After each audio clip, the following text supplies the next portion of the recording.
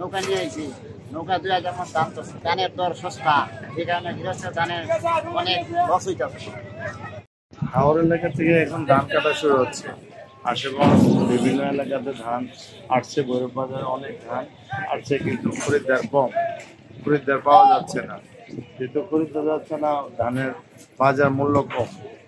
সরকারে যেহেতু ধান দিত, তাহলে বাজারটা একটু বেড়ে যেত, বাড়লে কৃষকের উপকার হইতো, ব্যবসায়ীর উপকার হইতো। কিন্তু সরকার যদি এখনই ধানের অর্ডার নিতে চাউল নেয়, তাহলে ধানের রেট বেড়ে যাবে। বর্তমান ধানের মূল্য আছে 780 থেকে 800 টাকা মোটা ধান, আর চিকন ধান আছে 900 টাকা, 920 টাকা। এই ধান কোনো পার্টি নাই, বিক্রি করার জায়গা পাওয়া যাচ্ছে না আর কি। যদি পার্টি থাকতো তাহলে কৃষকও অনেক টাকা পাইতো। ধানের আমদানির ব্যাপারে এখন তো নতুন সিজন, ধানের আমদানির কোনো সমস্যা নেই, কিন্তু যে ঘাটের কারণে মাল উঠা নামার কারণে এখানে ঘাটের মধ্যে মাটি ভাড়ায় রাখছে, এই কারণে নৌকা বেরোতে পারতেছে না। ওই হিসাবে ধানগুলি, ভৈরবের ধানগুলি আমরা আশুগঞ্জ বন্দরে চলে যেতেছি। প্রতিদিন ভৈরবে অন্তত পক্ষে 40 থেকে 35 থেকে 40,000 বস্তা ধান আমদানি হয়, কিন্তু ওই ঘাটের কারণে এখন বর্তমানে ভৈরবে আমার মনে হয় যে 2-3 হাজার বস্তা ধান আমদানি হয়। আমরা লোড আনলোড এখন আশুগঞ্জ থেকেই করতেছি।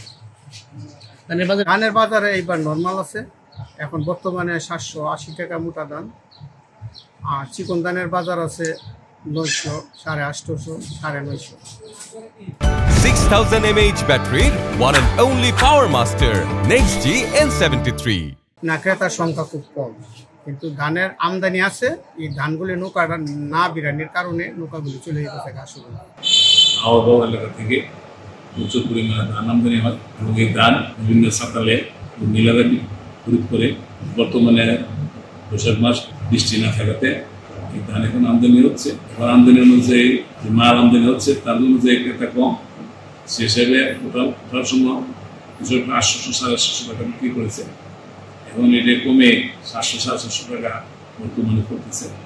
এমতো অবস্থায় থাকলে কৃষকদের যেই ফলন ফলাইতে যে টাকা লাগে, যেহেতু এখন বীজের দাম, এই সমস্ত দামে খরিদ্দাররা একটু সংকট করতেছে, যে বেসরকারি আসে তারা অনুষ্ঠান থাকে।